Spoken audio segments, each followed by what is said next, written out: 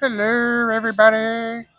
It is week 32 of Sign Comics, and we are at days 215 through 221.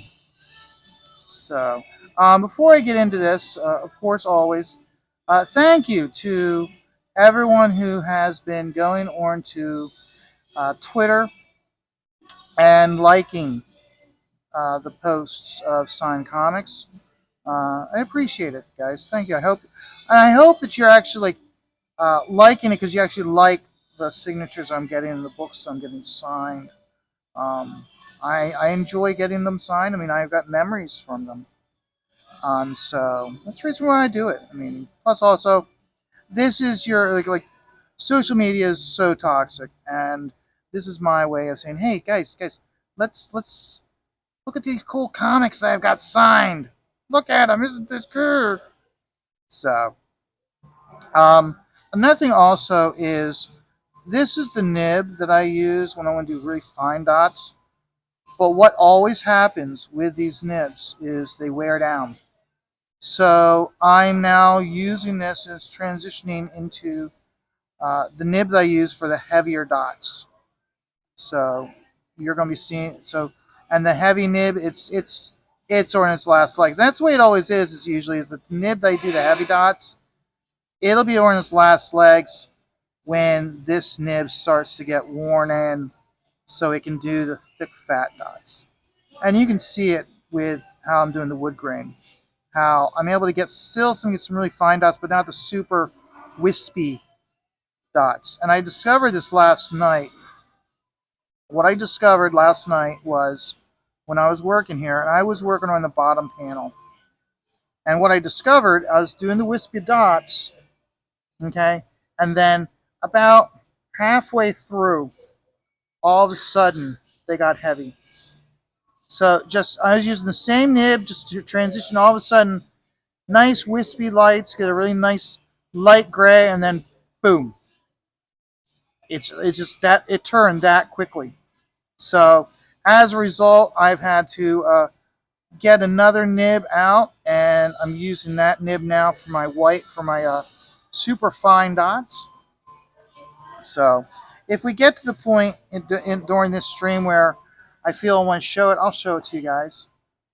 So and it comes down also is like, how do you tell the two apart? Well, primarily how you tell the two apart is where you lay them down when you're not working on them. Okay. Let me finish this part right here, and I'll show you guys. Okay, I'll show you how I keep my tools. So I've got a box that I keep my tools in. But as you can see over here, okay, these are where I'm gonna keep my tools when I'm working here at the bar. Okay, and the way it always was for the longest time, it was this is the one that you use for the dots that you want really thick fat dots. This is the one you want really thin dots. But this one's wearing in. This one's about to move over to this side, and this one's on the verge of going away. So I keep a pencil between the two, so I tell the two apart. This one, I just bought a whole big set of nib holders. So this is a different style. So right now I can tell just by the tip. See how this tip is different from that one? So that way I know that this is the brand new one. Okay? But then I also put another pencil down. And then this is the one I was using for the wispy lines before this one. This one's gotten gummed up that the only way I can lay a dot down is if instead of coming down this way, flip the nib over. But because it's so worn, when I go this way, it's a bit gloppy. Which that's not a bad thing. I can use that. I can use that to my advantage. The example I'll give you is, let's go back to the piece. Okay, so we got this angled up again. So another way to show you guys is we're going to do the bricks here. Okay, so we go in here. You see how we got some really. Now we flip it over. See how even though I'm going really fine, it's still kind of gloppy. Okay, So this is the type of nib that I'd use for really wanting to get this rock texture in here. Because remember, this rock texture or brick texture, it's going to be coarse. It's going to be harsh. Okay, you're going to have a large, where up here you've got like a slight push and pull. You're going to have a heavy push and pull. Okay, so here's where we're going now. We're going over here, flip the nib, get the nib in. And remember also, we're taking advantage of the fact that this is where the shadow is coming up. Okay, so we take advantage of it. Get the gloss, just hammer away at it. Just hammer, hammer, hammer. Okay, and then you can see how we've developed a push and pull here. We've got darks and lights mixed in together. So what we do over here, just go in lightly. Just go in really lightly. We get some fine dots, but they're too harsh of a dot for using skin or organic areas. So like I wouldn't be using it for doing the father or for the kids here because it's just still too harsh. But it's just fine enough that I can use it for this brick. And you can see how I've pretty much used up the nib ornament. Flip it over. Still got some more dots in there with the back side of it. So we get that sense. So I'll hit this a bit harder. And we just keep hammering away at it. Keep hammering away. And what happens is that it just slowly just builds up the ink. And you can slowly start to see where that buildup's occurring, resulting in this side being darker than this side. So you still get the sense that it's the same stone, but now you've got that darkness. So there we go. So see how that goes? So, okay. Done using that one. We'll go back to that wood grain. And like I said, we're going to go use that the former fine tip, now a medium tip. So, but okay. And of course, we're going to now use the opportunity to get back to talking about the books that I posted on Twitter this week. So, what we have here is on day 215, we had Planetary Justice League #1, signed by Jerry Ordway. I like this. Is one of those books that I was getting right when I started to discover Planetary. I found this. I came across this book, or I should say, I picked it up off the shelf. Primarily because it was Jerry Ordway's artwork. Always been a big fan of him. You guys know that. Specifically when he was doing his All-Star Squadron series. So when that was actually when he first started working in the industry. So I got this book signed, and I liked how they did it where it's like an alternate reality. It's not like a merger of the planetary universe and the DC universe. It's like a Elseworlds tale where the two worlds merge together to form this pocket universe. And basically, Bruce Wayne, Diana, and Clark, they have their abilities, but they aren't public with their abilities. But they're investigating these. They're these, like almost like you. They're almost like conspiracy theorists, and there's something going on, and there's some organization that's controlling everything, and they want to get to the bottom of it. And at the end, of course, they'll get thwarted by the planetary organization, and of course, they actually kill Superman. But the bigger thing about it, what I like, is how like they had, specifically at the very end when they're in the satellite, they have all these like Easter eggs, and I really like that. I'm a big Easter egg guy, and so when I was done reading the book, I went back and looked through it to see if there's any more Easter eggs that I missed out on. So you study all the pages, and that's really like where Easter eggs are important for me when you're telling stories.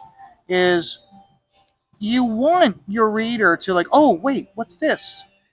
While they're reading it, and then specifically you make it obvious at the end, because what ends up happening is you, the reader, will a lot of times go back and look at all the pages again, see if there's any more visual Easter eggs, or reread it so you see it's like, oh, they reference. I didn't notice they referenced this. Oh my goodness, that's so cool how they referenced this from long time ago. And I like Easter eggs when it's with specifically the Easter eggs. They're there just for like for chewing up scenery, but at the same time also giving you a good idea of the world that these people are living in. Okay, I'm gonna just go down here. We're gonna start right here. So, and then, so we go on from that to uh, day 216, planetary number 19. This was a cool one. There's a spaceship entering Earth, entering Sol, and it's going to pass by Earth. And so uh, here, the aliens from Roswell, here they're not actually aliens, they're referred to as angels. And they have a sensory perception for exploring. And they go up to at the behest of the planetary organization to investigate. And it draws the attention of the Four. So what does the Four do? They send their Thing character, and he is a monstrosity, a huge monstrosity. But more importantly, this is where the thing about Warren Ellis is everything was like slight variation of what we know. And this was when they are exploring here. They discover there's this a deity, pretty much like the size of Manhattan, dead inside this spaceship, and then like the spaceship has its own ecosystem, and it shows how like there's like a people that are like have died, and they are worshiping the nipple, and how there's like these creatures are eating away at the pinky, and there's these villages that have formed on top of this Galactus character, and so I really like that. And in each issue of the planetary, they investigate other like all, alternate characters, alternate versions of characters. There was one that had like the brass man who was the bronze man, and they had a version of the Lone Ranger who was the one member of the Four. The Four is the bad guy team, which is basically the Nazi version of the Fantastic Four. So, and then of course there was uh, a version where about was it like kind of like King Solomon's mine myth along merged with Brahm, a Tarzan character.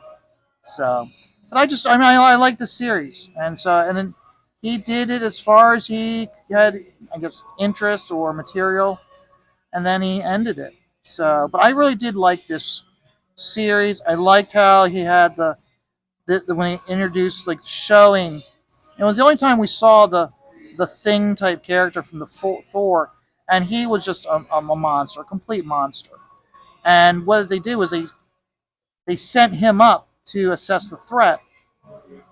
But once he's on the ship and he's going around and destroying a lot of stuff, here the good guy team, they blow up his ship. So he's now trapped there, and he says how the entire reason why he did this with sending the angels to investigate, and they've now got a lifetime worth of investigation to assess what's going on in this or in the spaceship, and they thank him for it. But the main thing was to get him onto that ship, blow up his spaceship so he can't return to Earth, because he was like deemed to be like one of the biggest threats of the four that he wouldn't be able to stop. So he basically was like, I can't stop him, so we take him out of the equation. So he's trapped in that spaceship. They can't get him back, and he's no longer a worry of mine. So, but yeah, that's the reason why I picked it, because I really liked how and this one was like, oh wow, it looks like the spaceship from Star Trek Ford, the Undiscovered Country, and then you go inside the ship and like, oh my god, it's a Galactus type character and he's dead, and there's like all this ecosystem and this primitive tribes living in this ecosystem or in the ship, and they think it's their world. So I just found the whole thing very interesting. So it's the reason why I shared this one, because I have the whole series signed by Laura. Unfortunately, sadly, I don't have any signed by Cassidy. I only had one opportunity to see him one year at Baltimore, and I didn't take advantage of him to sign anything. So it's my loss. So, but and then we go from there to day 217, Predator versus Magnus Robot Fighter, signed by Lee Weeks. This was Lee Weeks when he was kind of like first starting. After he'd done his, because here's the thing, Lee Weeks has, I remember seeing him early in my career when I was actually at the Kubert School. He came as a guest lecturer for Alex Stevens, and he was like showing pages. And he was showing how, yeah, I had this one page where I had to. He literally had to draw. How it was it wasn't the drawing didn't turn out right, so he had to like redo this face. So what he had to do is he actually had to cut the face and cut it exactly from the piece of paper. Take the other piece, fit it in perfectly, and then taped it up on the back. So he showed that to us, and he was like, "Oh, that's one of the things you have to do." And he explained the situation. But he's said how it was, especially early in his career, it was not easy for him to maintain a monthly schedule. That's the reason why he did, and that's the reason why he liked having this Magnus Robot Fighter book versus the Predator, because of the fact that uh, it was easier for him to meet the schedule as opposed to doing a monthly schedule with like doing like continuing to do Daredevil or doing the X-Men, because I think it's like one of those where it's like he had the opportunity to take it over, but he knew he could not maintain that monthly schedule. So, so like this was a 2-issue series where Magnus Robot Fighter fights the Predator. The Predator arrives on Earth during uh, Magnus Robot Fighter's time when he's the protector, destroying rogue robots, and he has to go up against the Predator. It was an interesting story, and I enjoy. And of course Barry Windsor Smith doing the covers. So, and he actually even said how he didn't see it where it's like, oh, I want to do the cover. He was going like, hey, having the opportunity to do work on a project with Barry doing the covers, and he goes that was, and at the time he goes, that was a highlight of my career, was to be associated to a project with him. So, and then after that we go to 218, Quasar number 31, signed by Greg Capullo. And why did I want him to sign this book? Because Quasar goes to the new universe. And this was a nice one, because this for me was like my first like chance to see what had happened to the new universe after they canceled all the books and did the War miniseries. Um, they have where Quasar is falling to Earth almost like a meteor, and if he hits Earth from the velocity, he's going to like destroy New York. So the one character, Doctor Manhattan or Mister Manhattan, uh, here he's able to form shields, and so he forms a shield big enough to protect New York and all but absorb the impact of Quasar, and he takes the brunt of it and to keep New York from being destroyed, but he passes out, and so Quasar still crashes to Earth, where as he awakes, he is face to face with Stephanie and Mastodon and Antibody, and they all just like he interacts with them, and then he's like he doesn't have the power to return to the regular Marvel universe, and then from using his quantum bands, he's able to trace down uh, a a retired U.S. air pilot who has the Star Brand and the Star Brand abilities within him from when he interacted with the Star Brand baby during the Star Brand series. Now, he doesn't have the ability to use the powers, but he has it within him. And Quasar basically has to spend the night just telling him about his adventures and whatnot to prove the hell. So he's like, "Look, I'm not a threat. I'm not going to abuse these powers." And he gives him the Star Brand ability for him to return to the Marvel proper universe. So I mean, it was just like a one off story, but I got to see the DP7 team again done so beautifully, not just story wise, but Greg Capullo with the art. I mean, it was just I've only met Greg once, had him sign books, and this was the very first book I had him sign. In fact, I think I only have like two, maybe three comic books signed by Greg. I saw him and I had him sign. I had him, met him to have him sign my books. This was literally, I guess, the day before DC did an announcement at Baltimore that he was going to be doing the Batman book. And of course, this was Batman when they relaunched with the New 52. And I didn't know anything about it. I'm like, oh, okay, well, that's nice. I'm like, these are that's nice, but these are the books I really want you to sign. Whereas everybody else standing in line was having them sign Spawns. And so sure enough, he was like, hey, I know. He was like, oh, you want me to sign this one? Cool. And then, and it was funny because he was saying like how, because this is back during the era of network TV, pre-internet, pre-social media, pre-YouTube, and he was talking about how because his like he watches TV with his wife, and a lot of times it's also while he's working. He said, he goes, watch a lot of Iron Chef. I guess that was a cooking show back then, and he was like, yeah, and like yeah, it was like we watch there and we critique it, and she gets pointers, or next thing you know, like the following week, she's used me as a guinea pig with what she's cooking, and it was just entertaining. It was just entertaining, and of course, found out uh, that his wife is a Steelers fan, so woohoo! He Greg, you married up. You married up into taste with football.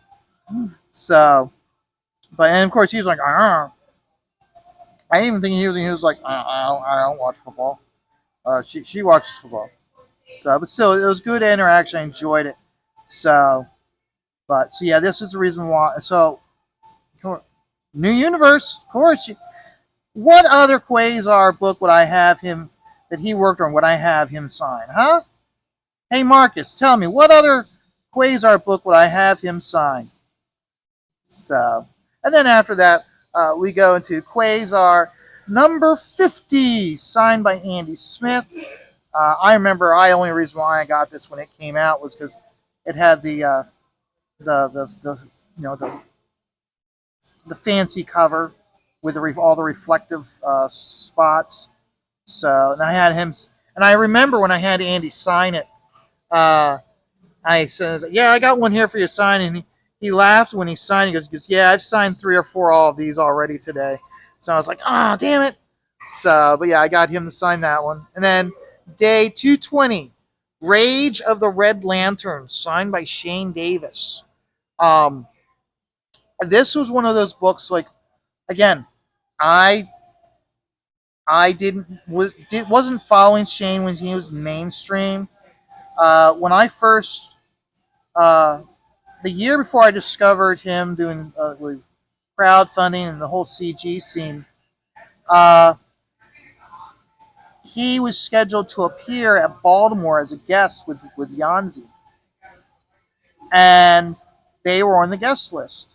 So what did I do? First thing I do is I start looking like what books did this Shane Davis guy do, and this Rage of the Red Lanterns was one of them.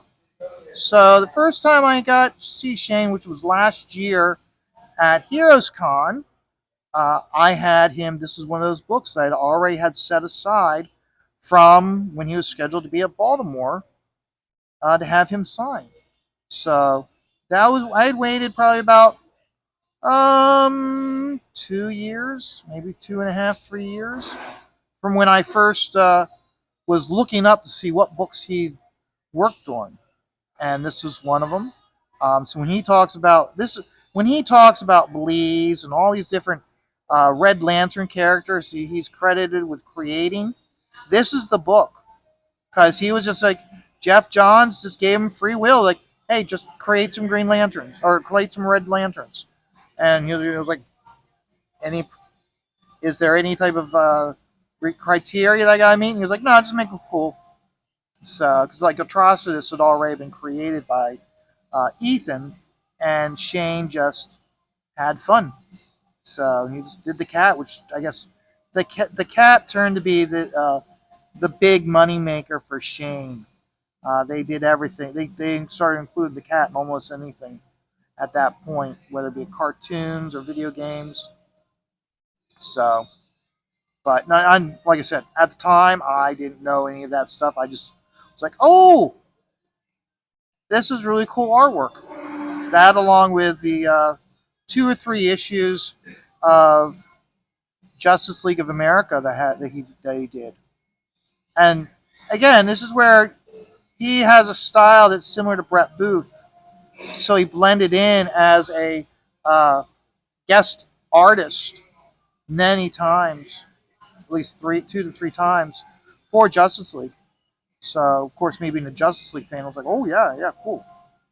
And I do remember at the time when I would I would see the book and I was like, well, it's not. It's I'd look at the credits and be like, oh, well, it's not Brett Booth who's doing this issue.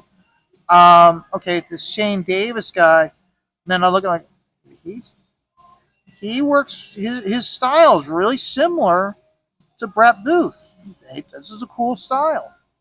So, and that's before I knew anything about him, like how because he was taking care of his mother, there's a lot of books that he had to pass up on, and he was doing a lot of like one issue only books and covers at the time.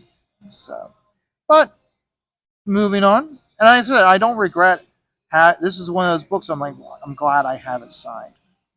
So, and then we follow that up with day 221, last day of the week, and this is the Ran Thanagar War, and this was basically just a war between Ran and Thanagar. And so one of those where it's like they're two planetary organizations, governments, species that never interacted before. So to have them fighting each other was different. And this is the thing also is this is before Ivan Reyes and Joe Prado became such big names. This is before Joe Prado became almost the exclusive inker for such a long period of time to Ivan. Uh, Joe and Ivan were doing both did pencils with Campos and Oscaler doing the inks. So, like I said, Joe Prado was doing pencils at this time still before he became the inker for Ivan Rios. So just so to have this issue signed before with those two guys before they became the big guns at uh, DC, that was a treat to have them sign this issue. So because I didn't want to be greedy and have them sign every single issue, and of course because they were both the show, Dave Gibbons was the show.